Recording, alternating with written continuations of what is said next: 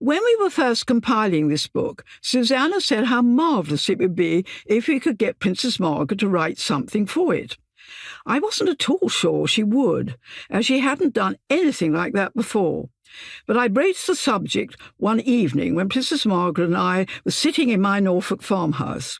We'd had one or two whiskies. She liked to drink whisky after dinner, and I said, "Ma'am, there's something I'd like to ask you."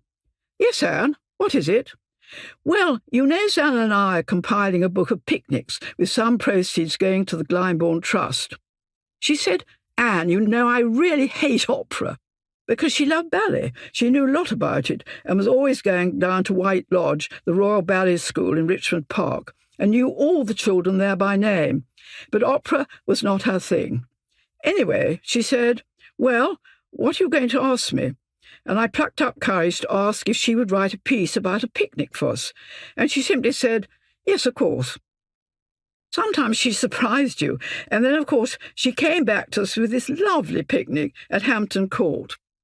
That picnic was what she called one of her treats, which every so often she would lay on for members of the household, some of her ladies-in-waiting and some friends. Once she flew us to Osborne House on the Isle of Wight, and we had a lovely picnic there. Another dinner she arranged for us was at the Tower of London, where they put a table in the midst of the crown jewels, so we were surrounded by them. That was a great, great treat. She loved organising these special occasions and being able to control the situation.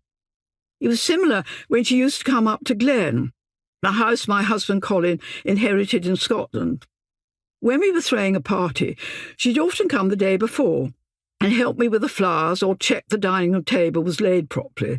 I'd show her the table plan, and she'd say, "Ooh, I'd love to sit next to so-and-so." She knew exactly what was going to happen. That was what she liked, and it actually made her very easy. What she didn't like was going to somebody's house and them not telling her anything, not knowing what the plan was. She hated surprises, and that could make things difficult. I wonder if it was because she was going through a difficult time in her marriage, which she couldn't control, so she would want to be very exacting about those areas that she could. An example of this was that she knew precisely where everything was on our dressing table, and would notice at once if something had been moved. She also collected shells, and once a year, one of my least favourite tasks was to wash them with soap suds in a bath, dry them, and put them back in the glass cupboards. I could never remember where they were supposed to go, but she knew very precisely. "Not there, Anne. Can't you remember that one always goes there?" She was very particular like that.